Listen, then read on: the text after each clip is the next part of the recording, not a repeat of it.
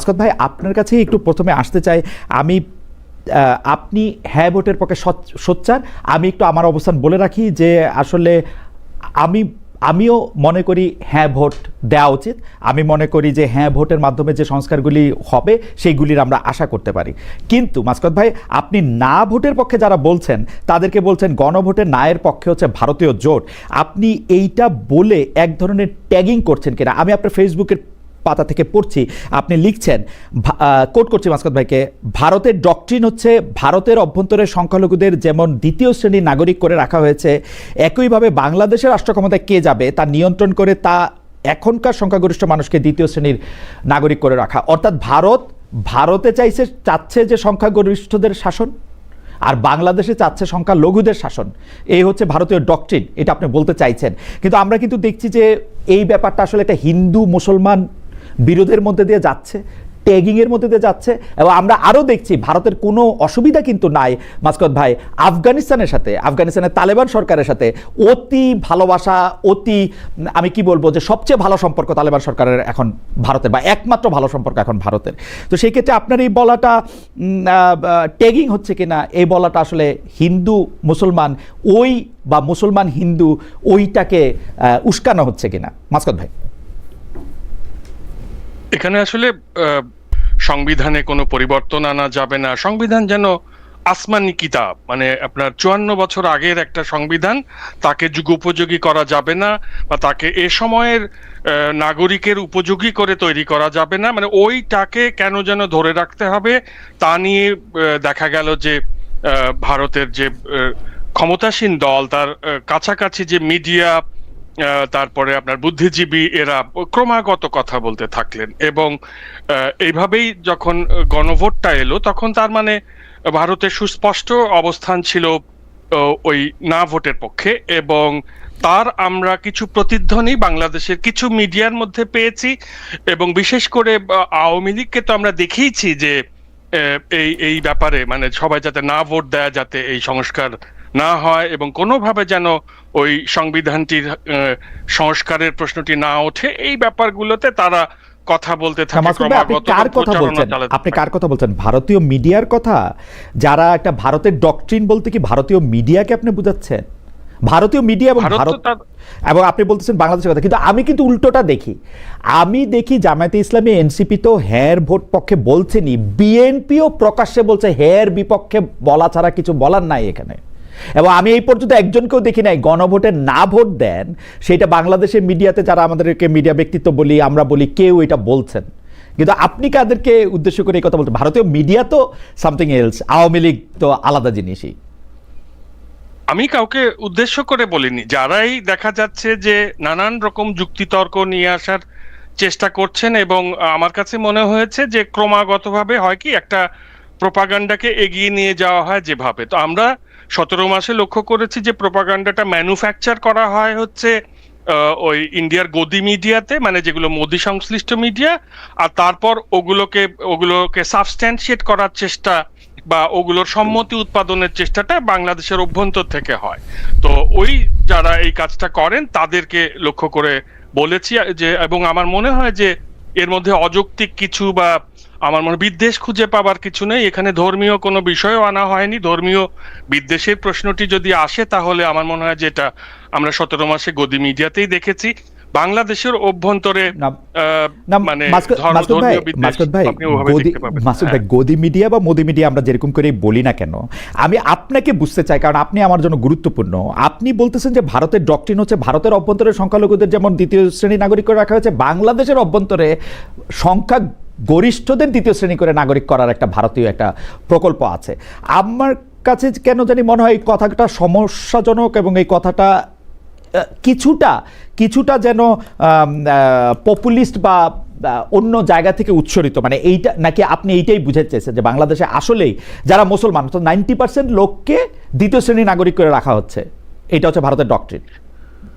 ব্যাপারটা হচ্ছে যে আমি তো আরো লেখার গভীরে গেলে দেখা যাবে যে বাংলাদেশে তো একটি সুবিধাবাদী শ্রেণী গড়ে উঠেছে, যারা আপনার সেই ব্রিটিশ আমলের চিরস্থায়ী বন্দোবস্তের জমিদারি সংস্কৃতির আদলে তৈরি হয়েছে, যারা কিন্তু জনবিচ্ছিন্ন, আপনি লক্ষ্য করবেন। তো আমি বলতে চাচ্ছি যে ওই অংশটি কিন্তু আমরা দেখেছি যে ঘুরে ফিরে তাদের কাছে সার্বভৌমত্বকে সেই অর্থে গুরুত্বপূর্ণ আমাদের আওয়ামী লীগের 15 বছরে মনে হয়নি। এবং সেখানে ধরুন স্বামী স্ত্রীর সম্পর্ক, দিল্লিকে গিয়ে বলে এসেছি যে শেখ হাসিনাকেই ক্ষমতায় রাখতে হবে, এবং এটার ব্যাপারে বুদ্ধিবৃত্তিক সমাজের যে এক ধরনের, আমি বলবো, অনুশীলিত নির্লিপ্ততা কিংবা তাকে গ্রহণ করা, এর মধ্যে দিয়ে মনে হয়েছে যে বাংলাদেশের যে ধরুন প্রান্তিক মানুষের যে চাওয়া, তার সঙ্গে এই মানুষগুলোর চাওয়া সম্পূর্ণ আলাদা হয়ে গেছে। এবং আপনি ধরুন বেঙ্গল রেনেসার বঙ্কিমচন্দ্রের মধ্যে যেরকম একটা দৃষ্টিভঙ্গি দেখতে পান যে উনি পূর্ব বাংলার মানুষকে বলছেন যে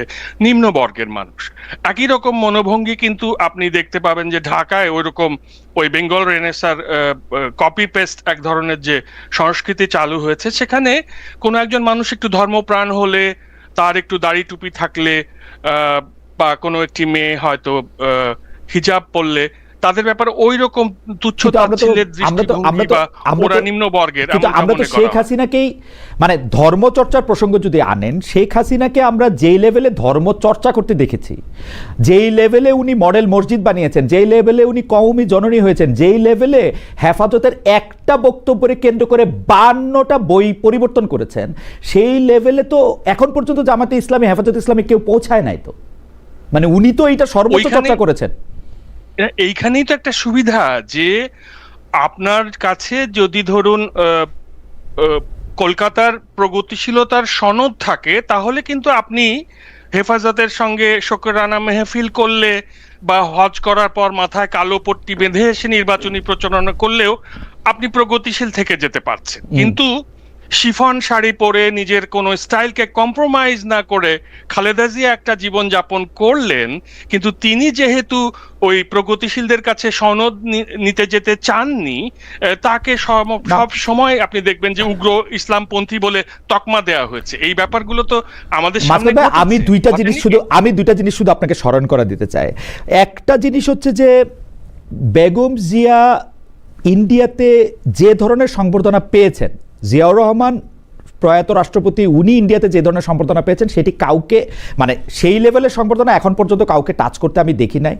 বেগম জিয়ার সাথেই শুধু না, গোলাম আজম জামাত ইসলামীর যে সাবেক আমির, তার ছেলে ইন্ডিয়াতে পড়াশোনা করেছেন। আমরা দেখেছি যে বর্তমান আমির ইন্ডিয়ার সাথে বৈঠক করেছেন, সেই কথাও আবার বলেন নাই। এখন প্রগতিশীলতার পরে আবার স্বীকার করেছেন যে বলেছেন যে আমাকে ওরা বলতে মানা করছিল। বলতে মানা না করলে, আমারে কোনো কিছু বলতে মানা না করলে এটা আমি করব, যদি আমার এটা পছন্দ না হয়। এখন প্রগতিশীলতার সার্টিফিকেট শুধু আওয়ামী লীগের আছে, জামায়াতের নাই, বিএনপির নাই, এটা আপনি কি করে বুঝলেন মাসকাত ভাই? ওদেরও তো থাকতে পারে। ওদের প্রগতিশীলতার সার্টিফিকেট যে নাই সেটা আপনার আমাকে জিজ্ঞেস করতে হবে? আপনি তো জানেনই যে মানে এখানে বাংলাদেশে ধরেই নেওয়া হয় যে শোকরানা মেহফিলে গেলেও আওয়ামী লীগ প্রগতিশীল, আপনার ইলেকশন ক্যাম্পেইন মাথায় টুপি পরে করলেও আওয়ামী লীগ থেকে যায় প্রগতিশীল। জানেন যে প্রগতিশীলতার এই কনসেন্ট ম্যানুফ্যাকচারিং ও কিভাবে হয় আর কি। সুতরাং আমার মনে হয় যে এই আলোচনা আমার আপনাকে কনভিন্স করার কিছু নাই। আপনি এতদিন দেখেছেন, সেইভাবে বুঝতে পারবেন যে কিভাবে তকমা দেয়া হয়েছে, বরং বারবার বিএনপি জামাতকে। বিএনপি তো কিছুদিন হলো অ্যাপেল অফ দেয়ার আই হয়ে গেল, তাই না? এখন কিছুদিন ধরে খুব ভালো লাগছে বিএনপিকে, এটাও আমার ধারণা ক্ষণস্থায়ী। এতে আমি কোনো পার্থক্য দেখি না। যাই হোক, সেটা আরেকটা তর্ক, আপনার সাথে পরবর্তী প্রসঙ্গের মধ্যে থেকে আমি এটা আসবো। কারণ জামায়াতের আমিরের সাথে আওয়ামী লীগের, ভারতীয় কূটনীতিবিদদের আলাপের কথা, ওদের সাজেশন মতো উনি এটা গোপন রাখতে পারেন, ওনার কোনো অসুবিধা হয় না। হাওয়েভার, আমি একটু আসবো আপনার কাছে, আমি একটু ডক্টর জাবিনের কাছে আসি। ডক্টর জাবিন, আপনি এনসিপি ছাড়ার পরে দাবি করেছেন আপনাকে রাজনৈতিকভাবে চুপ থাকতে বলা হয়েছে, কিন্তু আপনি তো আসলে চুপ নাই। চুপ থাকার হুঁশিয়ারি কারা দিয়েছিল আপনাকে? কেন চুপ না আমি বলতেছি যে আপনাকে আমরা গণমাধ্যমে দেখতে পাচ্ছি। এখন যারা আপনাকে হুঁশিয়ারি দিয়েছিল বলে আপনি বলছেন, তাদের বিষয়ে আইনের আশ্রয় নিয়েছেন কিনা? আপনি যে চুপ থাকছেন না, বিষয়টি হুমকি তারা কিভাবে নিয়েছেন? ধন্যবাদ। কিন্তু এখন তুমি একা, সো এখন যদি সমালোচনা করো বা বেশি বাড়াবাড়ি করো, বেশি বলো, তাহলে চলতে ফিরতে সমস্যা হতে পারে। এই ধরনের সতর্ক বার্তা ছিল, যেটা আসলে আইনের আশ্রয় নেওয়ার মতো পর্যায়ের না। দ্বিতীয়ত হচ্ছে চুপ থাকার মানুষ না। আমার কাছে মনে হয় যে মানে চুপ যেতটুকু কথা বলেছি বা বলবো বা এখন বলি, এটা আসলে কোনো ধরনের বিদ্বেষ থেকে না বা কোনো ধরনের ব্যক্তি আক্রমণ থেকে না।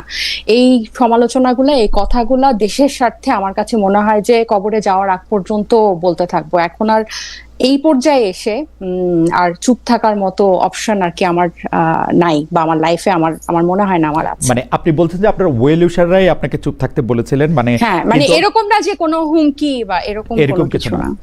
আপনার সাবেক যে দল ন্যাশনাল মানে এনসিপি থেকে আপনাকে কেউ চুপ থাকতে বলে নাই, বা এরা বলেন নাই যে আপনি চুপ থাকতে? না না,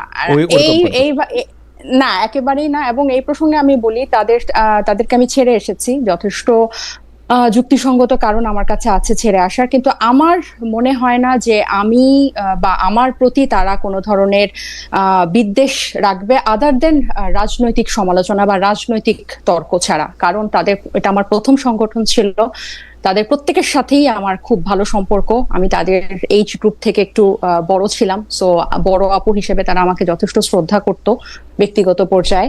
সো ওরকম কোনো বিদ্বেষ আমি এখন পর্যন্ত, 28 ডিসেম্বর আমি পদত্যাগ করেছি, এখন পর্যন্ত আমি কোনো কিছু পাইনি। এবং আমার কাছে মনে হয় ভবিষ্যতেও সেটা রাজনৈতিক সমালোচনা, রাজনৈতিক যুক্তিতর্ক পর্যন্ত থাকবে, এই সীমা কখনো লঙ্ঘন করবে না। একটি বিষয় নিয়ে আপনি অনেকবার বলেছেন, এই যে জুলাই আন্দোলন থেকে শুরু করে অন্যান্য বিষয়ে নারীদের স্পষ্ট অংশগ্রহণ করেছিল, কিন্তু নারীদের যেটা ক্ষমতায়ন, সেই ক্ষমতায়নের ক্ষেত্রে আসলে খুব বেশি অংশগ্রহণ আপনি দেখতে পান না। এখন পর্যন্ত আপনি যা দেখছেন, আমি মানে জামায়াতের আমিরের কথা বলতে চেয়েছিলাম বা বলতে চাই এখনো। জামায়াতের আমির একটা সাক্ষাৎকারে বলেছেন যে আসলে নারীদের পক্ষে প্রধানমন্ত্রী বা দলের প্রধান হওয়ার কোনো সুযোগ তিনি দেখেন না, সেটি নানা কারণেই দেখেন না। তো ওই ব্যাপারগুলি আপনি আসলে কীভাবে দেখেন, যে মানে ইজ ইট ওকে, ওর মানে আপনারা এটা মনে করেন কিনা যে এটা ঠিকই আছে, প্রস্তুত হোক, তারপরে এটার মধ্যে চলুক, এইটা আপনি একটু বলবেন? জি, আপনি শেষ করেন, তারপর আমি বলি। না, ওনার যে বক্তব্য উনি দিয়েছেন 25 মিনিটের, এই বক্তব্য বা জামাতের নারী বিষয়ে জামাতের অবস্থান, তাদের আদর্শ, এগুলো সবকিছু আমাদের জানা। এটা নতুন কিছু না, এমন না যে এটা উনি গতকাল নতুন বলেছেন। এটা ওনারা যা বলেন এটা ওনারা করেও দেখাচ্ছেন, এবং এটাই হবে, এটাই তাদের, এটা স্টাবলিশ। এবং আমার কাছে যেই বক্তব্যটা আসলে গত কয়েক সপ্তাহ বা নির্বাচনের গত জানুয়ারি ডিসেম্বরের পর আমার কাছে যে জিনিসটা আলাদা করে মনে হয়েছে, এবং গতকালে ওনার বক্তব্যটা দেখার পর আমার কাছে যেটা মনে হয়েছে, আমরা সবাই মনে হচ্ছে এই নারী ইস্যুটাতে জামায়াত ইসলামের প্রতি টানেল ভিশন হয়ে গেছে। আমরা জানি জামায়াত ইসলামে নারী নেতৃত্বের অবস্থান কি, এটা আমরা সবাই জানি, এখানে নতুন করে বলার কিছুই নাই। তারা যে 10 কোটি মানুষকে না গুনেই তাদের রাজনীতিটা করে, এটা একদম পরিষ্কার। এবং প্রত্যেকটা ইসলামী দলে আজকে ইসলামী আন্দোলন বাংলাদেশের আমির রেজাল করিম সাহেব বলেছেন, মানে জামাতকে অ্যাটাক করেছেন যে উনি বেপর্দা নারীদের সাথে সংবাদ সম্মেলন করেন।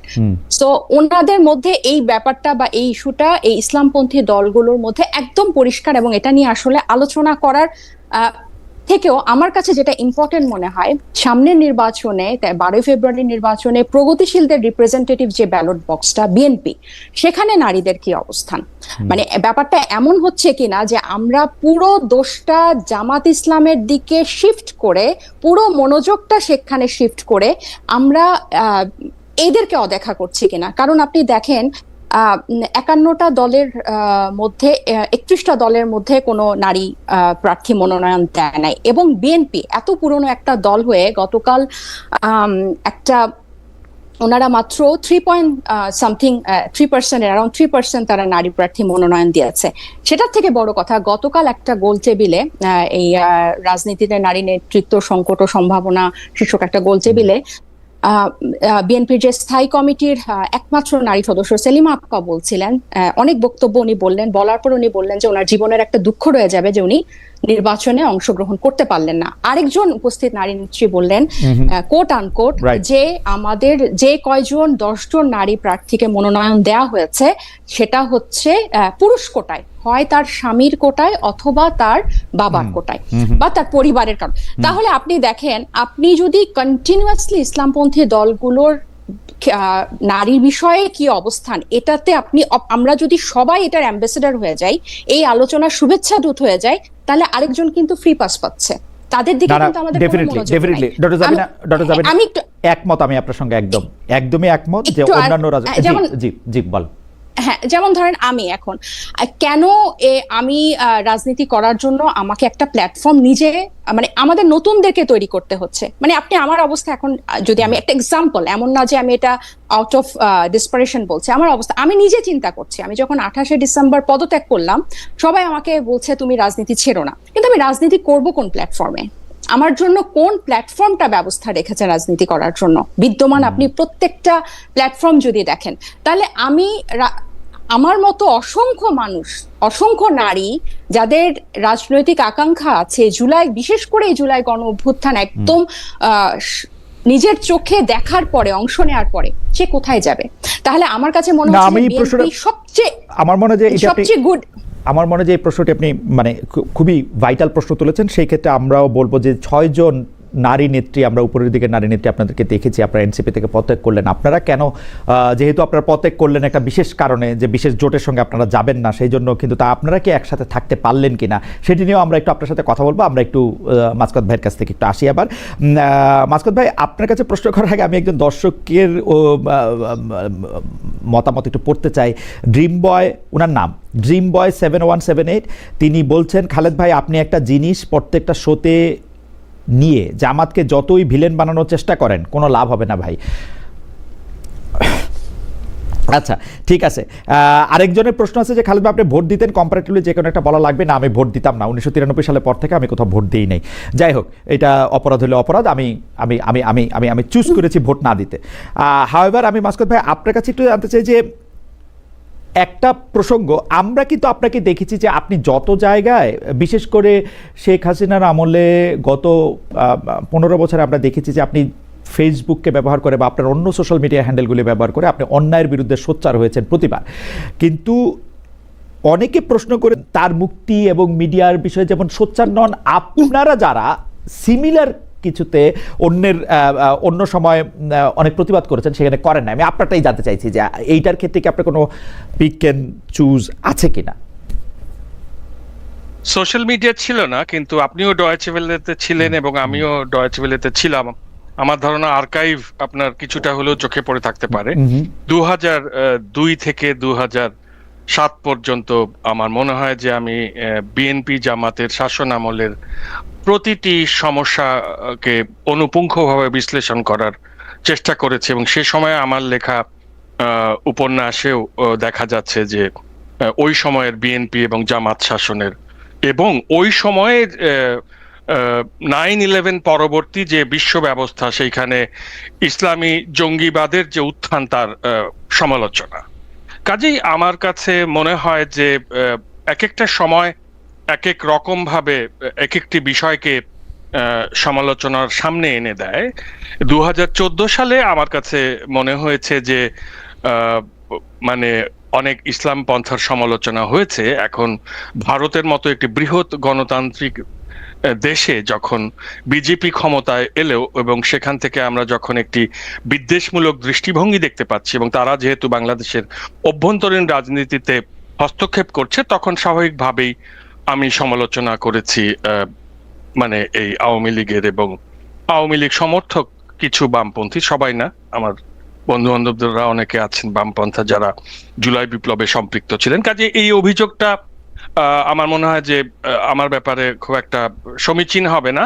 তো একটা বিষয় আমি এখানে আরেকবার স্পষ্ট করি, সেটা হচ্ছে যে যেহেতু জুলাই বিপ্লবে অংশগ্রহণকারী তরুণ তরুণীরা, এরা আমাদেরকে জীবন মৃত অবস্থা থেকে মুক্তি দিয়েছে, জীবনে ফিরিয়ে এনেছে, তাই এরা যে রাজনৈতিক দলেই থাকুক সারা জীবন এদের প্রতি আমার একটি কৃতজ্ঞতা এবং স্নেহ থাকবে, সেটা শর্তহীন। এবং যেহেতু এই জুলাই বিপ্লবের ম্যান্ডেটে অন্তর্বর্তীকালীন সরকারটি দায়িত্বে এসেছে এবং এটি যেহেতু কোনো রাজনৈতিক সরকার না এবং এর যেহেতু কোনো অতীত অভিজ্ঞতা নেই রাষ্ট্র পরিচালনা করা, তাই তার অনেক ব্যর্থতা এবং শৈথিল্যের সমালোচনা আমি করিনি। কারণ আমার মনে হয়েছে যে এই সরকারটিকে প্রতিদিন এর ছিদ্রান্বেষণ করার জন্য দেশে বিদেশে অনেক বিশেষজ্ঞ সক্রিয় ছিলেন প্রথম থেকে। সে কারণে এই সময়টাতে আমাকে একটু প্রথম থেকে, হ্যাঁ, এই কারণ প্রথম থেকে না, পরের দিন থেকে, মানে 6 অগস্ট থেকেই তো আগেই ভালো ছিলাম মানে শুরু হয়ে গেছে আর কি, মনটা ভালো না লাগছে মানে না,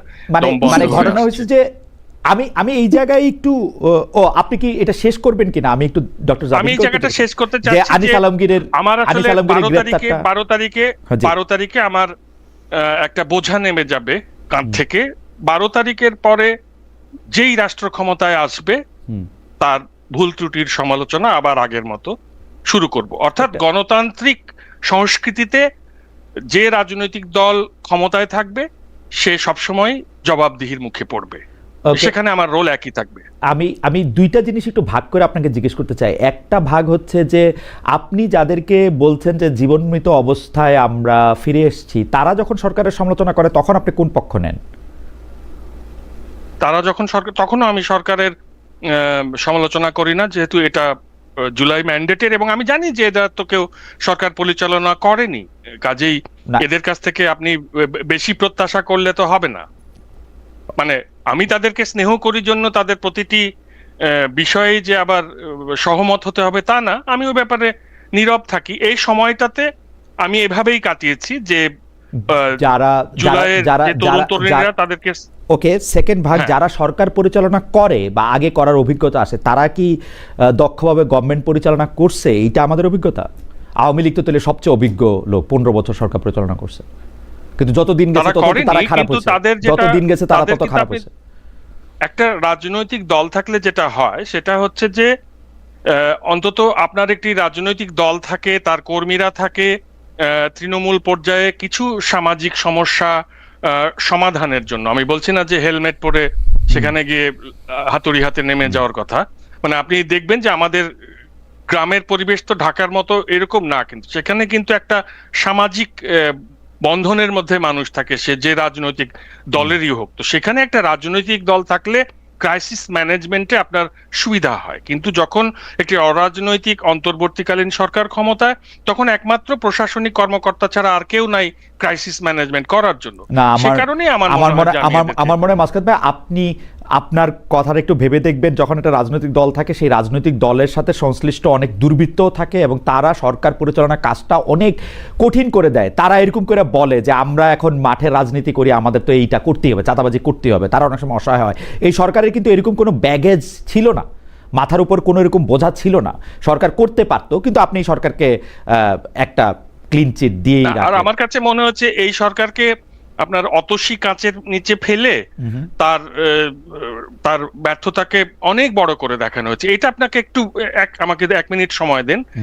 এইটা হচ্ছে বাংলাদেশের ইতিহাস হচ্ছে আওয়ামী লীগ ক্ষমতায় না থাকলে যেই দায়িত্বে আসুক, সেটা বিএনপি একা হোক, বিএনপি জামাত হোক, আপনি 6 মাসের মধ্যে ওই সরকারকে ব্যর্থ প্রমাণ করার মতন একটা প্রচারণা ইউনিট আওয়ামী লীগের রয়েছে, কালচারাল উইং যেটাকে বলে।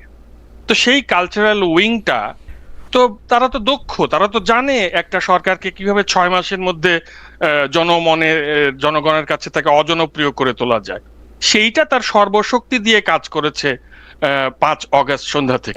সুতরাং মানে মাসকাত ভাই, আমি আপনার কাছে আবার পরে আসবো। আমার কাছে মনে হইতেছে যে ওই বাতাসে বেসামাল করে সলিলে ডুবায়, মাঝির যেন অপরাধ নাই, শওকত ওসমানের সেই বিখ্যাত লাইনগুলি আপনার মুখে শুনতে পাচ্ছি আমি, যে মানে আওয়ামী লীগ চেয়েছে, আওয়ামী লীগ প্রচার করেছে।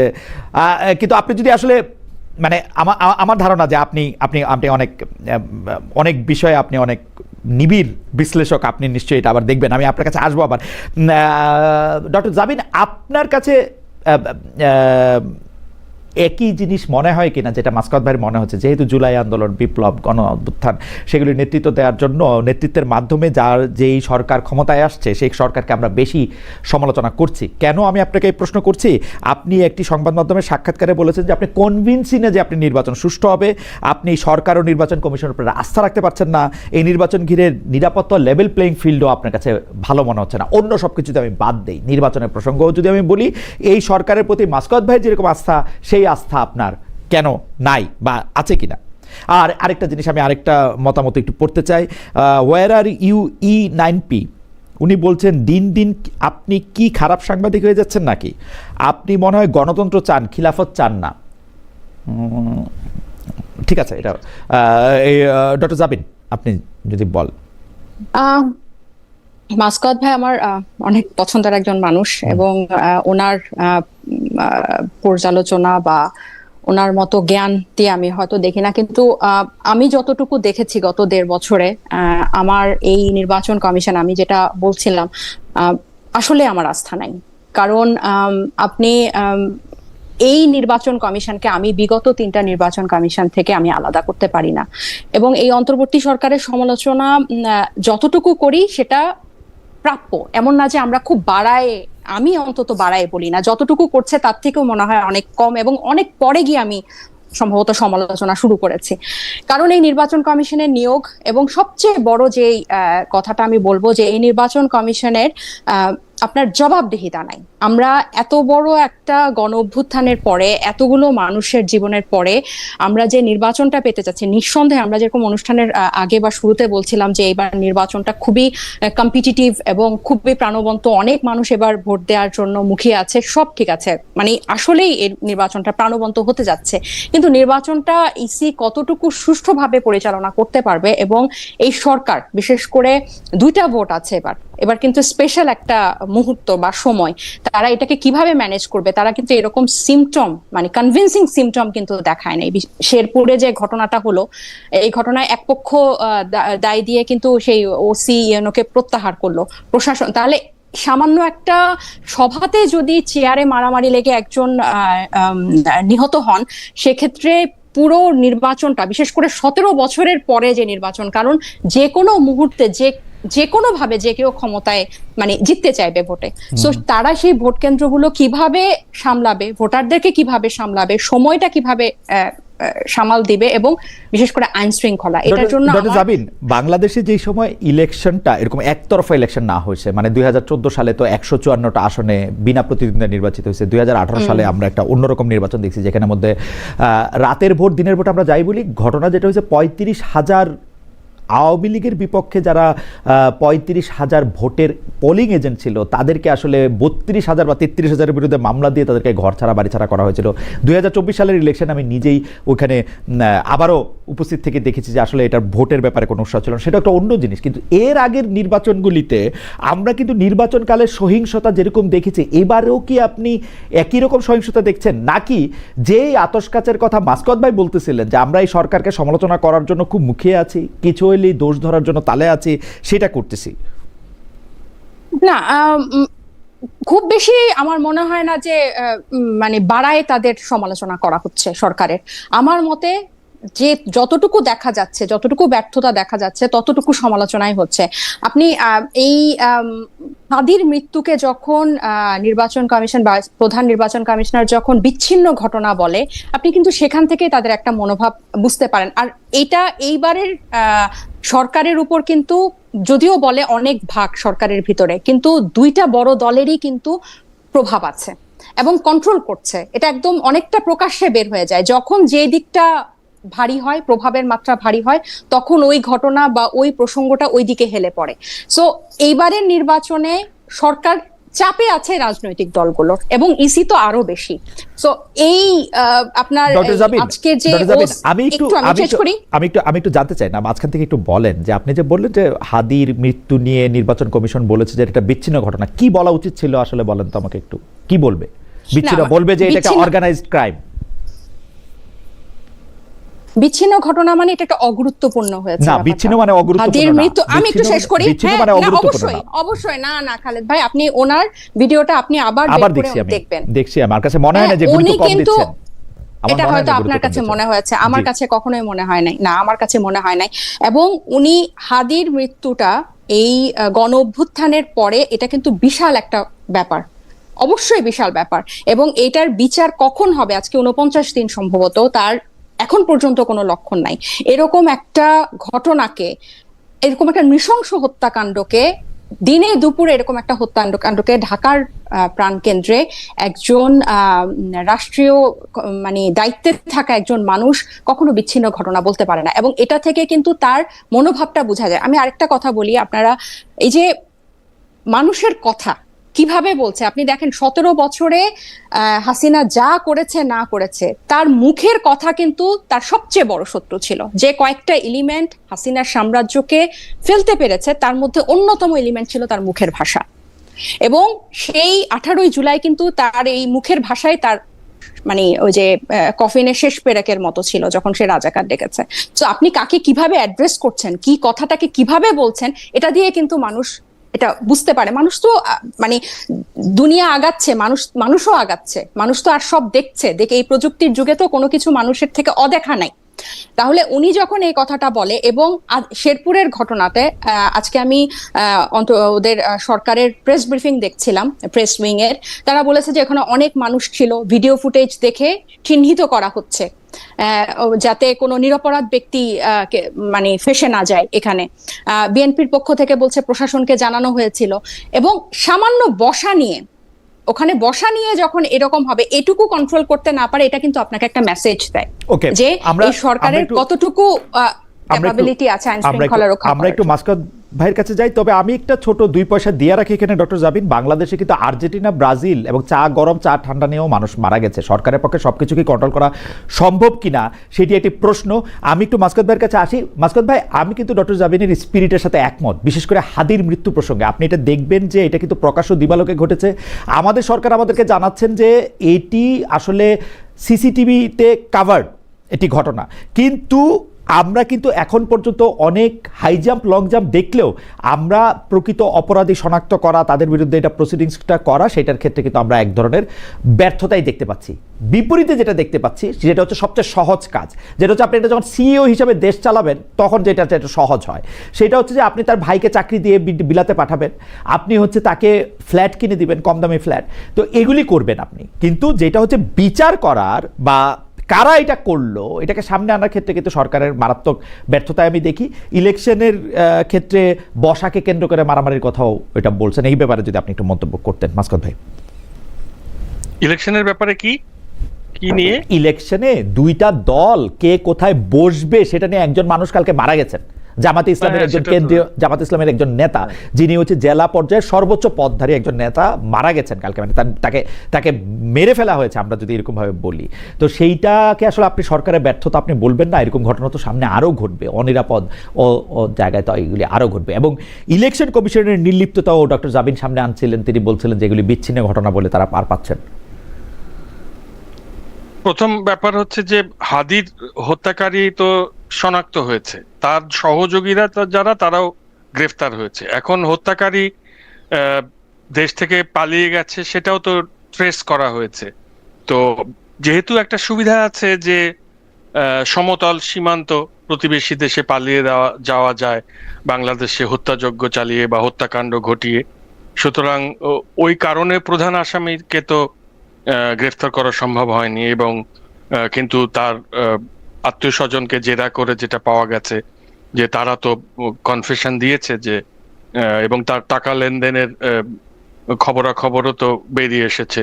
সুতরাং মাসুদ ভাই, যে ব্যাপারগুলি আমরা জানতে চাই যে ওসমান হাদির রাজনৈতিক ক্যাম্পেইনে যে লোকটা 7 দিন ধরে তার এত কাছে চলে আসতে পারলো, তার সম্পর্কে পুলিশ আমাদের এখনো কেন জানাচ্ছে না যে ওই লোকটা ওইখানে কিভাবে প্ল্যান্টেড হইলো, বা আমরা কি ওই লোকটাকে শনাক্ত করতে পারলাম? 14.5 ঘন্টা লাগছে তাকে ঢাকা থেকে বাইর হইতে, সিসি ক্যামেরার ফুটেজ আধা ঘন্টার মধ্যে আমাদের হাতে আসছে, পুলিশের হাতে আসছে। পুলিশের তরফ থেকে আমরা বিচিত্র কথা শুনছি যে ওই দিন শুক্রবার, ওই দিন অত ভালো কিছু হয় না। আমি এগুলো নিয়ে আরো বহুবার কথা বলছি, মানে এইটা অসম্ভব। কারণ হচ্ছে কি, আপনি যদি অ্যাকশন আমাদেরকে দেখাইতেন তাহলে তাজনুবার মতো যারা রাজনৈতিক ব্যক্তিত্ব আছেন তারা হয়তো নিরাপদ বোধ করতেন, সেই নিরাপত্তা তারা বোধ করছেন না আসলে। মানে এটা মনে হচ্ছে এটা ইজি, আপনি প্রকাশ্য দিবালোকে যাবেন, একজন মানুষকে গুলি করবেন, চলে যাবেন ভারতে। এই ক্ষেত্রে পুলিশের তো ব্যর্থতা রয়েছে, এবং পুলিশ প্রতিষ্ঠান হিসেবে যে এখনো ভঙ্গুর অবস্থায় রয়েছে, এবং সেটা থাকাও যে স্বাভাবিক। যেরকম রিক্রুটমেন্ট 17 বছর ধরে হয়েছে, সেখানে আপনি যে কি করে এত প্রফেশনালিজম প্রত্যাশা করছেন এবং সেখানে কেন হাদির হত্যাকারীর প্রতি সহানুভূতি থাকবে না, আমি সেটা বুঝতে পারছি না। মানে আমার ধারণা যে বাস্তবতাকে মাথায় রাখলে যেটা বুঝতে হবে যে এই পুলিশের কেউ দক্ষতার সঙ্গে দায়িত্ব পালনের চেষ্টা করছে, কেউ এক ধরনের অনুশীলিত নির্লিপ্ততায় আছে, এবং তারা এই রাজনৈতিক পট পরিবর্তনের অপেক্ষা করছে। আপনি যেটা বলেছেন যে তার পরিবারকে কেন অনুদান দিয়ে বা চাকরি দিয়ে, কেন বলি নাই, কেন বলি নাই, আমি বলছি হচ্ছে যে এটা ক্লাসিক লক্ষণ সিওরা যেভাবে দেশ চালান, যে ওই শ্রমিকদের কেউ মারা গেলে, কেউ কেউ কোনো কর্মচারী কোনো আহত হলে তাকে টাকা দিয়ে কম্পেনসেট করার, ওইটার ক্ষেত্রে সরকারের আগ্রহ আসে। আপনি আমাকে বলেন তো যে এই লক্ষণটা, এই যে ধরেন ওসমান হাদির ভাইকে দ্বিতীয় কমিশনার করে, দ্বিতীয় সচিব করে ইংল্যান্ডে পাঠানো, তাকে এগুলি করার চেয়ে এই বিচারটা দেখানোটা সরকারের গুরুত্বপূর্ণ ছিল কিনা? দুটোই তো যুগপৎ চলতে পারে না। মানে আপনি একটা শোক সন্তপ্ত পরিবারকে, শহীদ পরিবারকে সাহায্য করতে তো পারেন, এবং এটা তো দায়িত্ব আমাদের সবার, এটা তো রাষ্ট্রেরই দায়িত্ব। এটা যেখানে যেখানে পালন করা হয় না সেটাকেই আমি বরং সমালোচনা করব।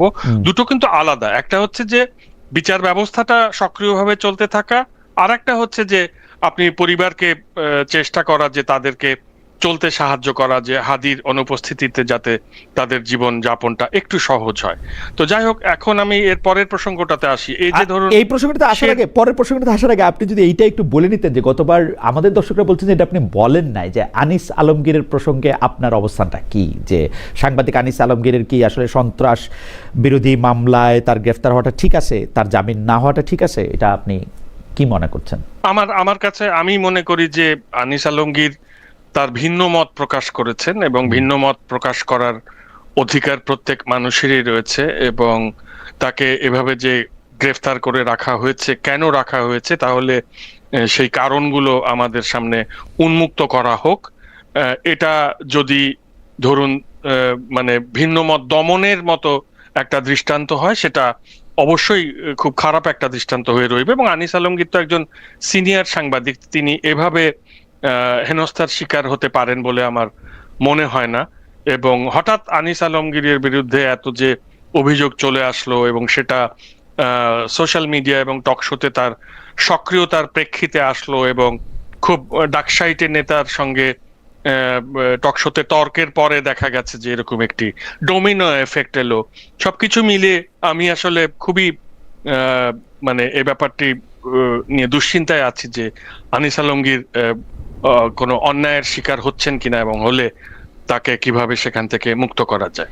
মাসুদ ভাই, আমাদের আরেকটা প্রশ্ন আছে আপনার কাছে, যে আপনি যেহেতু আপনি সরকারে কেউ না হলেও আপনি যেহেতু বলছেন যে সরকারকে আপনি আসলে মানে অন্য সরকারের থেকে একটু প্লাস মার্ক দিতে চান, সেজন্য অনেকে প্রশ্ন করছেন যে দীপক দাস যে যে ভদ্রলোককে পুড়িয়ে মারা হলো, তার পরিবার আসলে কি পেল, মানে এবং তার কি দোষ ছিল আসলে, মানে বাংলা নাম হওয়া ছাড়া আর কি? দীপক দাস তো তাকে যারা পুড়িয়ে মেরেছে তাদের তো বোধহয় সবাইকে অ্যারেস্ট করা হয়েছে, তার পরিবারকে কোনো সাহায্য সহযোগিতা, তার পরিবারকে সাহায্য সহযোগিতা সরকারের প্রতি আমি আবেদন জানাচ্ছি তাকে সাহায্য সহযোগিতা করার জন্য। এবং এমনকি সে যে গার্মেন্টস ফ্যাক্টরিতে কাজ করতো, সেটারও প্রথম দায়িত্ব হচ্ছে ওই গার্মেন্টস ফ্যাক্টরির মালিকের তার পরিবারকে সাহায্য সহযোগিতা করা, এবং এরপর সরকারেরও এটা দায়িত্ব। এ ব্যাপারে আমার আবেদন রইল। আমার আপনাকে ধন্যবাদ মাসকাত ভাই। আপনি আর কোন প্রসঙ্গ কি, মানে একটা কি আমি আপনাকে মাঝখানে ইন্টারাপ্ট করেছিলাম?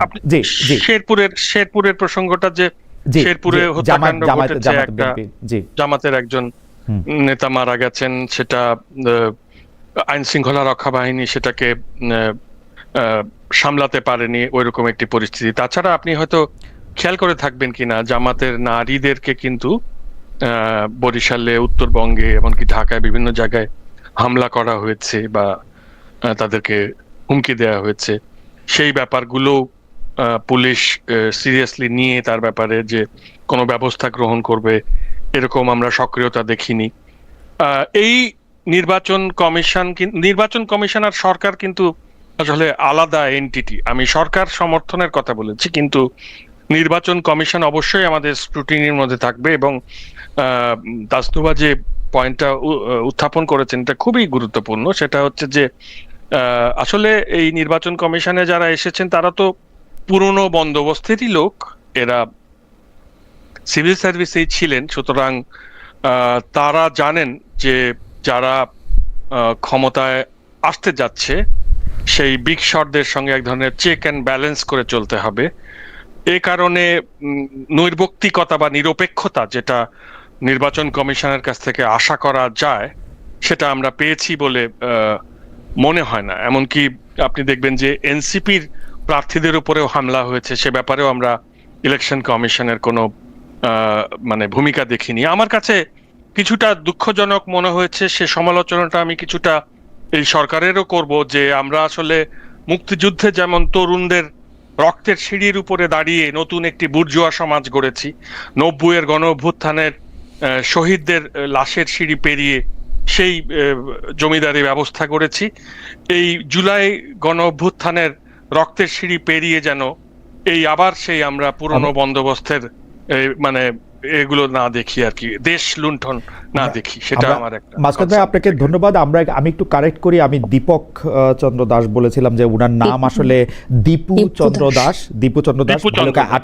28 বছর বয়সী, মানে অজ্ঞাতনামা উত্তেজিত জনতা তার মানে ধর্ম অবমাননার কথা বলে তাকে পুড়িয়ে মেরেছে। কয়েকদিন আগেও কিন্তু দোকানে পুড়িয়ে মারার ঘটনা আমরা দেখেছি। মাসকাত ভাই, আমরা আশা করি যে বাংলাদেশ এইরকম বিষয়গুলি থেকে মুক্তি পাবে এবং এই যে একটা মানুষকে হিন্দু মুসলমান এই জায়গা থেকে দেখাটা একটু বন্ধ হবে এবং সবাই এ ব্যাপারে একটু সেন্সিটিভ আচরণ করবেন বা সেন্সিবল আচরণ করবেন। সেন্সিটিভ আচরণ তো করেনি, গিয়ে আবার একটু মাইরা দিয়ে আসেন আর কি, একটু সেন্সিবল আচরণও যাতে একটু করেন। আমি ডক্টর জাবিনের কাছে যাওয়ার আগে দর্শকদের কাছে একটু জানতে চেয়েছিলাম যে জাতীয় নির্বাচনের দিনটি বাংলাদেশে উৎসবমুখর হবে। ডক্টর জাবিন, জুলাই মিত্র দলগুলোর বিবাদ ও সংঘাতে আমরা দেখেছি যে মানে আসলে তো চিনতে পারি না, বুঝি আর কি, মনে হয় যে এরা আওয়ামী লীগ। আমরা জুলাই মিত্র দলগুলির বিবাদ সংঘাতে আমরা সবচেয়ে বেশি আওয়ামী লীগের সমর্থকদের সবচেয়ে বেশি খুশি দেখতে পাচ্ছি। এছাড়া জুলাই আন্দোলনের ফসল এনসিপির ভাঙনও আওয়ামীপন্থীরা বেশ একটা সন্তুষ্টি প্রকাশ করেছে, ভুল করেছো বা এই করেছো সেই করেছো। অনেকেই বলছেন আপনাদের বল তলত্যাগ পরবর্তীতে এনসিপির সমালোচনার মাধ্যমে আসলে আওয়ামী লীগের ফিরে আসার পথ আপনারা তৈরি করে দিচ্ছেন। এইটা নিয়ে আপনি কি বলবেন? এটা বলার আগে আমি আরেকটু আগের আলোচনায় যে হত্যাকাণ্ডগুলোর কথা বলছিলাম, আসলে ব্রাজিল আর্জেন্টিনা হোক আর যে কারণেই হোক, আপনি জানেন যে মানে বিগত কয়েকদিনের মধ্যে গুলশানে রড পড়ে একজন পথচারী মারা গেছে। তার দোষ ছিল সে জাস্ট বাসা থেকে বের হয়েছে, আদালতে সাক্ষী দিতে। আমার কাছে কথাগুলো হচ্ছে যে এই হত্যাকাণ্ডগুলোকে আমরা যাতে, বা রাজনৈতিক হত্যাকাণ্ডগুলোকে আমরা যাতে নর্মালাইজ না করি। আমরা যখন বলবো যে ব্রাজিল আর্জেন্টিনার ক্ষেত্রে এটা হয়েছে বা এরকম নির্বাচন কেন্দ্রিক এটা তুলনা যে বাংলাদেশে এরকম ঘটনা প্রথম নয়, সরকারকে আমরা বেশি সমালোচনা করতেছি কিনা, সরকারের উপরে বেশি দায় দিচ্ছি কিনা। কারণ বাংলাদেশে এই ধরনের ঘটনাটা এরকম না। আপনি জানেন বাংলাদেশে কতজন মানুষের জন্য কতজন পুলিশ আছেন এবং পৃথিবীর যে কোনো সভ্য দেশে কতজন মানুষের জন্য কতজন পুলিশ থাকে। তো সেই ক্ষেত্রে এটা তো একটা ব্যাপারটা এরকম না যে আমরা অন্য কিছু প্রমাণ করতে চাচ্ছি যে সরকার ভালো। প্রশ্নটা এরকম যে অনেক তুচ্ছ কারণে বাংলাদেশ মানুষ মারামারি করে মানুষ মারা গেছে, যেটা সরকারের উপর সব দায় দিয়ে লাভ নাই। আসলে আমার প্রসঙ্গ ছিল শুধু এইটা। হ্যাঁ, সেটা হতে পারে যে অনেক তুচ্ছ কারণে এবার এই শেরপুরের ঘটনাটাও এই চেয়ারে বসা নিয়ে, সামনে বসা নিয়ে, কিন্তু আমার কাছে মনে হয় যে এগুলোর জন্য সমালোচনা করা এবং দায় এই মানে তাদেরকে জবাবদিহিতার অধীনে রাখা, এই যে আমরা কথা বলছি এটা রাখা উচিত এবং আরো বাড়ানো উচিত। আমি চাই না যে এই হাদির হত্যাকাণ্ডটা যাতে সাগর রুনির হত্যাকাণ্ডের মতো না হয়ে যায়। আমার ভিতরে একটা ভয় আছে বা আশঙ্কা আছে যে হাদির হত্যাকাণ্ডটা এরকম হয়ে যাবে, মানে এইভাবে ঝুলে যাবে আর কি। আমি এখনো সাগর রুনির এই হত্যাকাণ্ডের বিচারের আশায় আছি।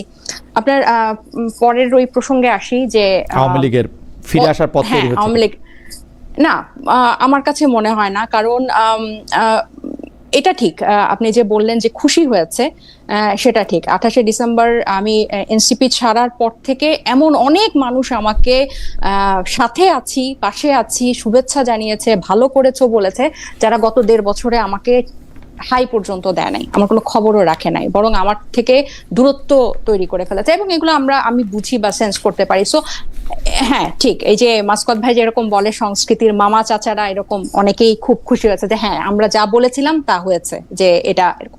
কিন্তু বিষয়টা এরকম না। এটা হচ্ছে, এবং এটা শুধুমাত্র জামাতের সাথে জোট করার কারণে যে অনেকে এখান থেকে সরে এসেছে সেটাও কারণ না, জামাতের সাথে জোটই কিন্তু একমাত্র কারণ না, এবং আওয়ামী লীগের ফিরে আসার পথ তো প্রশ্নই আসে না। কেন প্রশ্ন আসে না? কারণ এইখান থেকে আমি এখনো দৃঢ়ভাবে বিশ্বাস করি, এবং আমি খুবই অপটিমিস্টিক এবং হোপফুল যে এখান থেকেই কিন্তু একটা এই তরুণদের একটা গণতান্ত্রিক শক্তি বের হবে। সেটা কিভাবে হবে, কখন হবে, সেটা সময় বলে দিবে। কিন্তু এই খালি জায়গাটা, যে দুইটা দলের বাইরে আমরা কেন রাজনীতিতে এসে একটা তৃতীয় শক্তি হতে চাইলাম, কারণ গত 54 বছরে বাংলাদেশের রাজনীতিতে যত ব্যর্থতা আছে, স্বৈরাচারের যত উত্থান আছে, বাংলাদেশে যত বৈষম্য, অর্থনীতিতে যত পিছিয়েছে, সবকিছুর দায় কিন্তু এই বড় রাজনৈতিক দলগুলো নিতে হবে। এবং তাদের যে ক্ষমতায় গেলে টিকে থাকার এবং নিজেদের কে ক্ষমতাবান করার এবং নিজেদের সাম্রাজ্য করার যে একটা টেন্ডেন্সি এত প্রবল, এটা বাংলাদেশের মানুষকে এতিম করেছে। সো আমরা কিন্তু ওই তৃতীয় শক্তিটা হতে চেয়েছিলাম জুলাই গণ অভ্যুত্থানের পরে, এবং আমরা এখনো সেটা হতে চাই, এবং এই আবেদনটা সমাজ থেকেই আছে, রাজপথ থেকেই আছে, রাষ্ট্র থেকেই আছে, যেন বাংলাদেশই বলছে যে আমাকে একটা নতুন অভিভাবক দাও। সো এই খালি জায়গাটা পূরণ হবেই, এটা আমরা করি বা অন্য কেউ করুক, এবং এটা এই পূরণ হওয়া শুরুটা জুলাইয়ের পরে হয়েছে। সো ওই পুরনো জিনিস ফিরে আসা আমার কাছে মনে হয় না যে আমাদের পদত্যাগের মধ্যে দিয়ে বা আমাদের কোনো দল ছেড়ে আসার মধ্যে দিয়ে হবে। আমি যে কারণে দল ছেড়েছি, আমার কাছে মনে হয়েছে ঠিক যে কারণটাতে আমি রাজনীতি করতে আসছিলাম, এই কারণটা এই দলে করলে সেটা এখন টাইম নষ্ট হবে, সময় নষ্ট হবে। আমার কাছে মনে হয়েছে আমি এই এফোর্টটা আমি অন্যভাবে দিব। তাহলে আমি ওই যে বারবার আমি যেটা বলছি যে আমি যত তাড়াতাড়ি ভুল ট্রেন থেকে নামবো, তত আমি গন্তব্যের কাছাকাছি থাকবো, আমি অনেক দূরে সরে যাব না। সো আমার কাছে মনে হয়েছে যে এই চেষ্টাটা আমার জারি থাকবে, আরো বেশি ভাবে হয়তো এখন জারি থাকবে, কিন্তু এটা কোনোভাবে এটা ব্যর্থতার দিকে না, এটা শেষ হয়ে গেছে, নষ্ট হয়ে গেছে, এরকম কখনোই আমি মনে করি না। কোন জায়গায় আপনার কথার সাথে যারা জুলাই আন্দোলনের বিপক্ষে ছিল তাদের কথা কোথায় মিলে যায়, সেই জায়গাটা থেকে আমি আপনাকে একটু পড়ে শোনাই। মানে কোথায়, মানে আপনার স্পিরিটাস নিয়ে আমাদের দর্শকরা একমত আছেন, সবাই বলছেন যে আপনি ঠিক পথে আছেন। তারপর আপনার ফেসবুক থেকে আমি একটু পড়ি। হওয়ার কথা ছিল গণ অভ্যুত্থানের নেতা, হয়ে গেছে উবাইদুল কাদের আর শামীম ওসমান। এত মানুষের রক্তের উপর দাঁড়িয়ে এক একজন উদ্ধত বেয়াদব বের হয়েছে, এক একজনের বক্তব্য দেখতেছি আর নিজেকে বিশ্বাস করাচ্ছি জুলাই গণ অভ্যুত্থানের গর্ব থেকে কোন লেভেলের ধান্দাবাজ এবারে নির্বাচনে অংশ নিচ্ছে। কথা বলার সময় অহংকার, এই দাম্ভিকতা পরিষ্কার প্রমাণ এদের দৈন্যতা সম্পর্কে, মানুষ হিসেবে তাদের অবস্থান সম্পর্কে।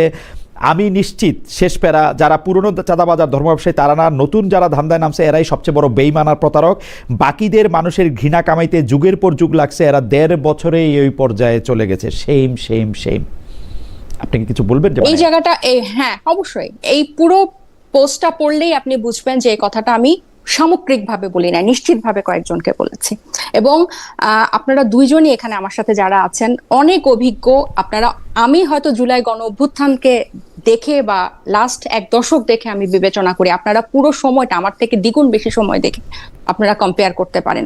কোনোভাবেই নতুন কারো, আমার পুরনো যা আছে এটা তো আছেই, এটা আমি তো এখানে তাদের সমালোচনা করে আমি টিকে থাকার জন্য আসি নাই, আমি নতুন কিছু অফার করতে আসছি।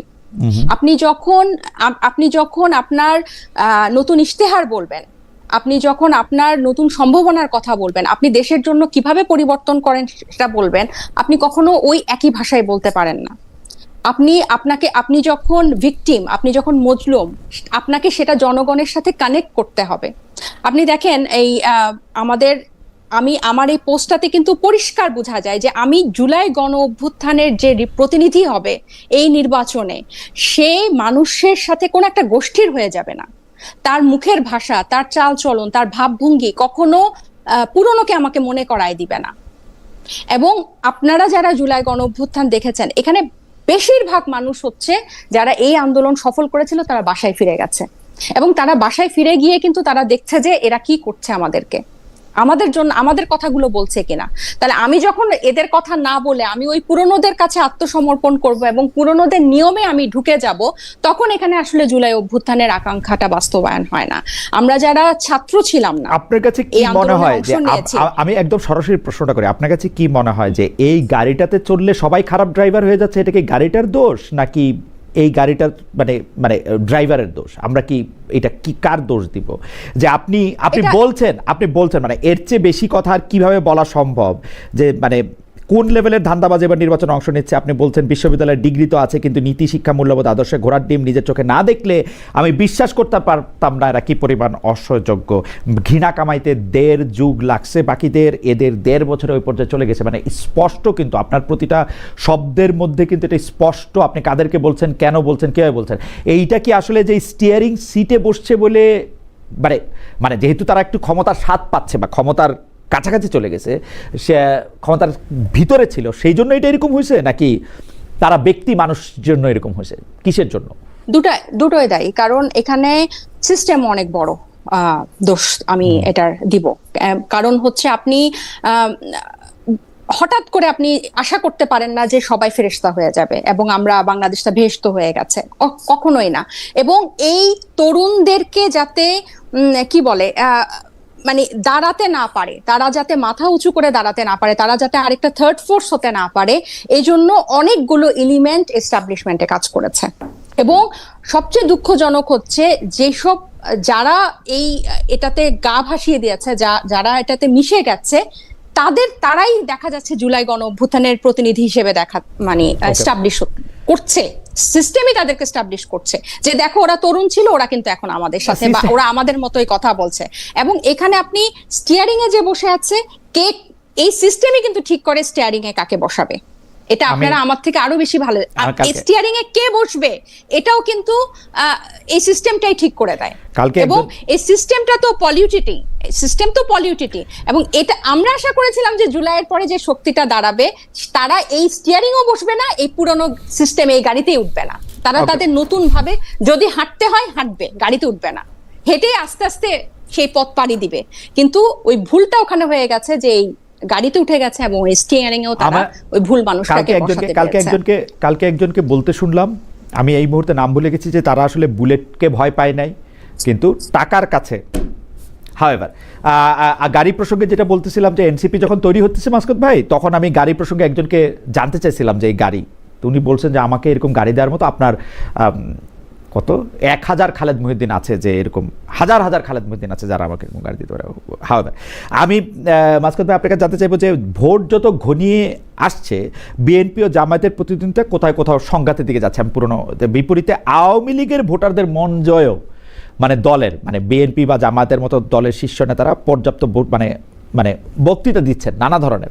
ফলাফল নির্ধারণে আওয়ামী লীগের ভোটাররা কতটা ফ্যাক্টর, নৌকার ভোটাররা কেন্দ্রে যাবে কিনা, আপনি কি মনে করেন মাসকাত ভাই? যে আওয়ামী লীগের ভোট টানার, আমি আওয়ামী লীগের প্রসঙ্গে এটা বলতেছিলাম যে এনসিপি ভাঙা যাওয়াতে, নতুন একটা দল তৈরি হওয়াতে, আবার একটা নতুন অ্যালায়েন্স তৈরি হয়েছে, মাহফুজ সাহেব একটা দল করতে চাইতেছেন, এতে সবাই মিলে আওয়ামী লীগ খুশি হচ্ছে। আবার আওয়ামী লীগের ভোটগুলি যাওয়ার জন্য জামাত বিএনপির যে কথা, আপনি নিশ্চয়ই সব খেয়াল করেন, তারপর আপনাকে দু একটা স্মরণ করে দিন, আওয়ামী লীগ থেকে জামাতে যোগ দেন, দায়িত্ব আমাদের। জামাতের স্থানীয় নেতা একজন বলেছেন 14 জামাতের প্রার্থী সমাবেশে আওয়ামী লীগ নেতার বক্তব্য, মানে আওয়ামী লীগ নেতা বক্তব্য দিয়েছেন, সেখানে জামাতের খোদ শীর্ষ নেতাদের দ্বিতীয় শীর্ষ নেতা অর্থাৎ জামাতে নায়েবে আমির উপস্থিত ছিলেন, ইত্যাদি ইত্যাদি। আপনি একটু যদি বলেন যে আওয়ামী লীগের ভোট আসলে কতটা। আওয়ামী লীগের ভোট সম্পর্কে আমাদের যে একটা ধারণা, সেটা তো 2008 সালের, তারপরে সেরকম কোনো নির্বাচন অনুষ্ঠিত না হয় আমরা আসলে জানি না যে আওয়ামী লীগের সমর্থন কি আছে। আর এর মধ্যে জনমিতি বা ডেমোগ্রাফি চেঞ্জ হয়েছে, ইয়াং ভোটার অনেক বেশি হয়েছে, কাজেই আওয়ামী লীগের ঠিক কত ভোট আছে সেটা তো আমরা এখন ধারণা করতে পারি না। তবে আরো একটা ব্যাপার আমাদেরকে লক্ষ্য রাখতে হবে, সেটা হচ্ছে যে এই যে ধরুন বিএনপি, তারপরে জামাত এবং আওয়ামী লীগ, এই ধরনের যে রাজনৈতিক দলগুলো, এদের ছোটখাটো যে কর্মীরা তারা মারা যায়, তারা ক্রসফায়ারে পড়ে, তারা কারাগারে যায়, কিন্তু বড় বড় নেতাদের মধ্যে কিন্তু এক ধরনের বেআইতন্ত্র আছে, এরকম ঠিক করা আছে, আমি যদি কারাগারে যাই তুমি আমার বিজনেস দেখবে, আবার আমি যদি বিদেশে পালাই তুমি আমার বিজনেস দেখবে। সুতরাং ওদের মধ্যে একটা অন্তঃসম্পর্ক আছে, এবং যেটা কিনা তৃণমূল পর্যন্ত বিস্তৃত, আত্মীয়তার সম্পর্ক, ব্যবসার সম্পর্ক। হ্যাঁ, তো যে কারণে ধরুন বিএনপি এবং জামাত দুজনেই চেষ্টা করবে যে আওয়ামী লীগের লোকজনকে শেল্টার দিয়ে তাদেরকে তাদের ভোটগুলো নিতে। এবং এটা আসলে দুঃখিত, যারা মানবতা বিরোধী অপরাধ করেনি এরকম আওয়ামী লীগের যে নেতাকর্মীরা রয়েছে, তারা যদি এভাবে ওই পুরনো রাজনৈতিক দল দুটোতে মিশে যায়, সেটা আমি বলবো যে এক ধরনের রিকনসিলিয়েশনও হয়ে যাচ্ছে। সুতরাং আমার ধারণা যে বিএনপি যেরকম সুন্দর করে কথা বলছে, বিএনপি ধরেন মুক্তিযুদ্ধ চেতনা নিয়ে যত সুন্দর করে মির্জা ফখরুল বলছেন, এত সুন্দর করে তো ওবায়দুল কাদের বলতে পারেন। কাজেই আমার ধারণা মুক্তিযুদ্ধের চেতনার কিছু ভোট, মুক্তিযুদ্ধ নিয়ে শুধু আওয়ামী লীগের কথা বলবে মাসকাত ভাই, বিএনপি বলবে না? না না না, কিন্তু আমি বলতে চাচ্ছি যে না না, আমি তো প্রশংসা করছি জি, যে কারণে ও আচ্ছা, আপনার প্রশ্ন বুঝতে পারি না, আমি মনে করছি যে আপনি এটা প্রশংসাকে যদি আপনি প্রশংসা হিসেবে না নেন, না, আমি ভাবছি তাহলে হবে কি ওই ভোটগুলো চলে আসবে। myself, তারপরে ধরেন না, আরো যেমন মির্জা ফখরুল যেমন চমৎকার রবীন্দ্রনাথের কবিতা আবৃত্তি করেন, আপনি কি মনে করছেন না এটা আমাদের যে সাংস্কৃতিক জগতের মানুষ আছে তাদেরকে অ্যাট্রাক্ট করবে? না, আমি মনে করছি যে তার ভোট আওয়ামী কমাচ্ছে। লীগের আমি মনে করছি তার ভোট কমাচ্ছে। রবীন্দ্রনাথ ঠাকুরের কথা বলার থেকে রবিউল ইসলাম বা অন্য যে কোনো লেখকের কথা বলাই এখন ভালো। রবীন্দ্রনাথ ঠাকুরের কথা বলে বিএনপির ভোট কমতেছে, কারণ আপনারা না কিছু, কিন্তু আমরা দেখতে পাচ্ছি আপনিও কিছুটা, যে আমরা দেখতে পাচ্ছি যে মানে রবীন্দ্রনাথের কবিতা আবৃত্তি করা, গান গাওয়া, এইটাকেও আপনারা এক ধরনের ভারতের সাথে এটা আমাকে একটা করা হয়েছে। রবীন্দ্রনাথকে যখন অযথা রবীন্দ্রনাথ না জানা লোকেরা এক ধরনের বিশুদ্ধ বাঙালি জাতীয়তাবাদের টুল হিসেবে ব্যবহার করে, তখন সেটা সমালোচনা করে। কিন্তু রবীন্দ্রনাথ সম্পর্কে আমার যে পাঠ এবং যে চর্চা, আমার তো ধারণা যে যারা এই টুল হিসেবে ব্যবহার করে তাদের চেয়ে আমার সক্ষমতা কম নয়। সুতরাং আপনি অনেকে বেশি, কিন্তু মির্জা ফখরুল ইসলাম করে রবীন্দ্রনাথের কবিতা পড়াটাকে কি আপনি এটা আমি মনে করি যে কিছু মানুষকে আসলেই একটা ভালো লাগবে তাদের। আপনি দেখেন মানুষের মন কিছু মানুষকে, আপনার কাছে কি মনে হয় কিছু মানুষের ভালো লাগবে, বেশিরভাগ মানুষের খারাপ লাগবে? না, এরকম হবে না। এরকমটা আমাদের দেশের মানুষ আসলে রবীন্দ্র নজরুলের আবৃত্তি, কোথাও গান, এটা মানুষ ম্যাক্সিমামই পছন্দ করে। ওই যে আমরা একটা তৈরি করেছি না বক্স, যে অমুক পছন্দ করে অমুক করে না, এই কথাগুলো ঠিক না। এই কথা ঠিক, যাই হোক, এই কথা ঠিক, কারণ আমি দেখি যে রবীন্দ্রনাথ পছন্দ করে তারা লোকটা, মানে এটা একটা বক্সই আসলে। আমি খেয়াল করি তো যে কেন কবিতা উদ্ধৃত করতে সময় মির্জা ফখরুল ইসলাম আলমগীর কেন রবীন্দ্রনাথের কবিতা আবৃত্তি করে, সেটা নিয়ে যখন প্রশ্ন তোলা হয় বা উদ্ধৃতি হিসেবে আসে, তখন এটার একটা মানে এইটার একটা সিগনিফিকেন্স আছে। আমরা আসলে হয় কি, সাধারণ মানুষের সঙ্গে ফেসবুকের বুদবুদটাকে গুলিয়ে ফেলি। ফেসবুক আসলে ভূমি বাস্তবতা থেকে অনেক দূরে অবস্থান করে। ভূমি বাস্তবতা ভোটাররা কিন্তু অত তেতো না। আমি জামায়াতের নেতাদের আপনি নিজেও জানেন না। না খালেদ, ওকে ঠিক আছে ফেসবুকের বুদবুদ থেকে বলা হয়, বাস্তবে কিন্তু কেউ বলে না আপনাকে। ওকে, ফেসবুকের বুদবুদ থেকে যদি আমি আলাদা করি, আমি একটু ডক্টর জাবিনের প্রসঙ্গে আসি। সুতরাং ওই আওয়ামী লীগ আর বিএনপি ওরা ভাগ করে নেবে, বিএনপি আর জামাত ওরা ভাগ করে নেবে আওয়ামী লীগের কিছু ভোট, আর কিছু লোক যারা অনেক জেদি তারা না ভোট দিতে হয়। এই প্রসঙ্গে যদি আপনি একটু বলতেন, ডক্টর জাবিনের সাথে যে বিষয়টা নিয়ে আমরা অনেকক্ষণ কথা বললাম, যে উনাকে উদ্ধৃত করছে লাস্ট লাইন, বাকিদের মানুষের ঘৃণা কামাইতে যুগের পর যুগ লাগছে, এরা 1.5 বছর ওই পর্যায়ে চলে গেছে। এটার সাথে আপনি একমত কিনা? 1.5 বছরে মানে এটার ব্যাপারে আমি একমত না। আমার মনে হয় যে এই যে 3 জন যে এরকম আসলে তো এদের তাসনুবাদেরই উচিত ছিল সরকার গঠন করা, কিন্তু ওদের বয়স কম হবার কারণে ওরা শুধু 2-3 জন প্রতিনিধি দিয়ে বাকিটা ওই পুরনো ধ্যান ধারণার হাতে ছেড়ে দেওয়াতেই কাঙ্ক্ষিত জায়গায় আমরা পৌঁছাতে পারি না। যাই হোক, পাস্ট ইজ পাস্ট। এখন কথা হচ্ছে যে এই ছেলে মেয়েগুলো ধরুন ওই শাপলা কলিটা, মানে এদের কিন্তু সংসদে যেতে হবে। এই যে সংস্কারের কথা আমরা বলছি, এটা রাজপথে বা সেমিনারে বলে হবে না। সংসদে 5 জন হোক, 6 জন হোক, 7 জন হোক, এই ইউথ থাকতে হবে। তো তারা কিন্তু যে অল্প সময় ধরে দলটা তৈরি করেছে, তাতে তাদের যে সাংগঠনিক ভিত্তি তৈরি হয়নি। সাধারণ মানুষ কোথায় কিভাবে থাকে, তাদের থাকতেই হবে, কারণ আপনি স্নেহ করেন বইলা, আলাদা কিছু তো দেখি না। না, আমি স্নেহ করি বলে না। আপনি যদি একটা ইনস্টিটিউশনের মধ্যে না থাকেন, আপনি সারা জীবন তো বিপ্লবী থেকে যেতে পারেন। ওকে, বা আপনি ধরেন আপনার মার্কারটা একটা কাস্তে মার্কা বা মশাল মার্কার মতন হয়ে গেল, যে হ্যাঁ আপনি 300 সিটে দেন, তারপরে আপনি এসে সেমিনার করেন, তাহলে তো হবে না। সুতরাং আমি মনে করি যে এইটা কখনোই একটা আদর্শিক জোট না। এই ছেলে মেয়েরা কখনোই, তারা তাদের যে সময়, সেই সময়ের ছেলে মেয়েরা সবাই মধ্যপন্থীরই হয়, এরা লিবারেলি হয়। আপনি এই জেনারেশনের মধ্যে ওইরকম কট্টর পন্থা চাইলেও আরোপ করতে পারবেন না। বিএনপি জামাতের সঙ্গে থেকেছে দেখেন, কিন্তু তারা কিন্তু জামাত হয়ে যায়নি। এবং এখন তাদের যে এই যে সম্পর্ক ভেঙে যাওয়ার পরে এই দম্পতির যে কোলাহল আপনি দেখছেন বিএনপি এবং জামাতে, ভবিষ্যতে কখনো দেখবেন যে ওইরকম না, এটা তো এনসিপির হইতেই সঙ্গে পারে। জামাতেরও এটা তো- কোলাহল। এটা তো হইতেই So, পারে। এইটাকে ওই এনসিপি জামাত হয়ে গেল, এইটা একটা না, খুবই, NCP আমি জামাত বলবো হয়ে যে গেলে আমার কোনো negative সমস্যা নাই, connotation। জামাত হয়ে গেলে আমার কোনো সমস্যা না, না, নাই, না, তা আমার কোনো হবে সমস্যা কেন? নাই, জামাত হোক, NCP র জামাত তো ভালো, ব্যক্তি স্বাতন্ত্র্যবাদ জামাত সবচেয়ে আমি মনে জামাত করি তো যে ভালো, অনেক শক্ত। জামাত ভালো, বা এই জামাত হয়ে ছেলেমেয়েদের গেলে কোনো সবার। সমস্যা নাই। কিন্তু মাসকাত ভাই, আমি আবারও বলি, বাংলাদেশের মানুষ যদি জামায়াতে ইসলামীকে রাষ্ট্র না, ক্ষমতায় দেখতে এদের চায়, জামাত হয়ে এদের গেলে কোনো জামাত সমস্যা নাই। BNP এনসিপি কিচ্ছু যে হওয়া এটা, যাবে না। আমার সমস্যা হচ্ছে এনসিপি যে বলতে চেষ্টা করতেছে যে আমরা জামাত হই নাই ওইটাতে, কারণ আদর্শ ছাড়া জোট হয় এটা আমি বিশ্বাস করি না। হ্যাঁ, অবশ্যই হয়, আদর্শ ছাড়া অবশ্যই জোট হইতে পারে না আদর্শ মাসকাত ভাই। হ্যাঁ হ্যাঁ, ইলেকশন মাসুদ ভাই, কোয়ালিশন আপনি- যে স্ট্র্যাটেজিক কোয়ালিশন। আমি আপনাকে বলি 2001 সালে যেহেতু জামাত এসেছিল জন্য বিএনপি ব্রুট মেজরিটি পেয়েছে। ইটস হ্যাঁ। Simple arithmetic. আপনি খেয়াল করেন, আপনি তো ওই সময় হ্যাঁ, হ্যাঁ, active হ্যাঁ। লোক।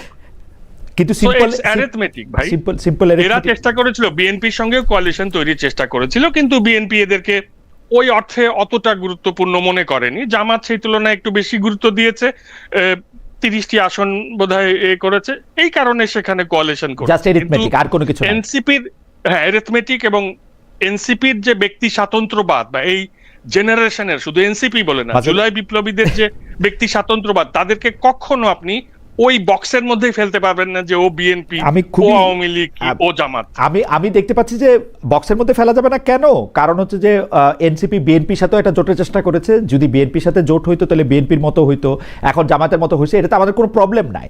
এনসিপি জামায়াতের মতো হয়েছে, এটাতে আমার কোনো প্রবলেম না। আমি শুধু ওই জায়গাটাতে আপনাকে প্রশ্ন করতে চাই, এক লাইনে যদি আপনি, 1 মিনিটে যদি আপনি একটু বলেন যে জামায়াতে ইসলামীর যে লোকটা কে না দিয়া নাহিদ ইসলামকে ধরেন ওইখানে নমিনেশন দেওয়া হইলো, সেই নাহিদ ইসলাম জামায়াত থেকে কোনো আলাদা ভাষায় কথা বলতেছেন কিনা? একদম নাহিদ ইসলামের কথাই বলি। নাহিদের ভাষা তো আলাদাই, নাহিদের তো একটা কিরকম নিজস্ব ভাষা আলাদা? ভাষা আছে। নাহিদের সাথে নাহিদ তো জামাত সুন্দর ইসলামের, কথাবার্তা বলে, জি, প্র্যাগমেটিক কথা। জামাতের ভাষায় কথা বলা কি, আপনি আমাকে বলেন তো। জামায়াতের ভাষায় কথা বলা কি? আপনি আমাকে বরং বলেন যে আপনি জামায়াত থেকে ওকে আলাদা করতে পারেন কিনা। আমি পারি না। অবশ্যই পারবো। আমি পারি না। আপনি- আপনি একটা তাহলে আমি কি করে উদাহরণ বলবো? দিয়ে দেখান যে এইটাতে জামাত যেভাবে কথা বলতেছে, নাহিদ জামায়াতের তো- প্রার্থীরা যেভাবে নাহিদ- কথা বলতেছে, নাহিদ- সেভাবে নাহিদ ইসলাম কথা বলতেছে না। নাহিদ আসলে 54 বছরের যে অচল রাষ্ট্র ব্যবস্থাটা, অকল্যাণ রাষ্ট্র তৈরি করেছে, সামাজিক গণতন্ত্র এবং কল্যাণ রাষ্ট্র আনতে পারেনি, দেশের বৈষম্য মুক্ত করতে পারেনি দেশকে। ওইটা কিভাবে করা যাবে, কিভাবে দরিদ্র কিন্তু আপনি- মানুষকে মাসুদ ভাই, চাঁদাবাজি, আমার মনে হয় দখলদারি যে- থেকে আমার মনে করা হয় যে যাবে, এটা সেই নিয়ে কথাগুলো নিশ্চয়ই- বলেন। এটা নিয়ে নিশ্চয়ই আপনাকে আমি আরো একটু বেশি বুঝতে হবে, কারণ আপনি রেটরিক বলতেছেন এখন 54 বছর না, না, যে না, বৈষম্যমূলক না, না, রাজ্য এগুলো করতে পারে rhetoric না। না। আমি আপনাকে এটা- বলি, এটা খুব জামাতের বয়ান, গুরুত্বপূর্ণ। নাহিদ ইসলামের বয়ান, নাসিরউদ্দিন পাটোয়ারির বয়ান হুবহু এক, কোনো আলাদা কিছু নাই, এতে না, না, দোষের কিছু না, না, নাই। না, ওরা আমি তো- আবার বলি, আমার জামাত দর্শকদের বলি, তো- এতে দোষের কিছু নাই, জামাত ঠিকই আছে, তো এরকম একই বয়ানই হওয়া ইসলামী উচিত। চেতনা, না, জামাত ইসলামী চেতনা নিয়ে কাজ করছে, বিএনপি মুক্তিযুদ্ধের চেতনা নিয়ে কাজ করছে, কিন্তু এনসিপি যেটা করছে তারা ওই সংস্কারের কথা নিয়েই কাজ করছে। জামায়াতও তাই, হাসনাতের জামায়াতও কথা তাই, শুনে নাহিদের সংস্কারের কথা জামায়াতও বলতেছে সেম। না না, কিন্তু ওই নাহিদরা ইসলামী চেতনা নিয়েও যায়নি, মুক্তিযুদ্ধের চেতনা নিয়েও যায়নি, সুতরাং আপনি ভাই ওই জামাত বিএনপির মতো কখনো এনসিপি হবে না, ওকে, এবং না হোক, এটাই আমার চাওয়া। আমার কাছে কিন্তু চাওয়া যে এনসিপি যেহেতু জামাতের সাথে জোট করেছে, রাষ্ট্র পরিচালনায় তাদের আসলে জামায়াতের সাথেই মিলমিশটা ভালো হলে রাষ্ট্র পরিচালনা সুবিধা হবে। আমার এটাই মনে হয়। যাই হোক, আমরা একদম অনুষ্ঠানের শেষ পর্যায়ে, আমার কাছে মনে হয় যে মাসুদ ভাই, আপনি যদি কিছু একটা বলেন বা কোনো মন্তব্য করেন আগামী ইলেকশন সম্পর্কে, কারণ আমরা তাজনুবার কাছে শেষ প্রশ্নটা করবো, শেষ প্রশ্নটা আমি বুক করে রাখি। আপনার যদি কোনো মন্তব্য এই সম্পর্কে থাকে তাহলে আপনি বলতে পারেন যে মিডিয়াকে আপনি কেমন দেখছেন, গণমাধ্যম, এই প্রশ্ন আমি আসলে এখন সবাইকে করতেছি যে গণমাধ্যমকে আপনি স্বাধীন দেখছেন কিনা, গণমাধ্যমের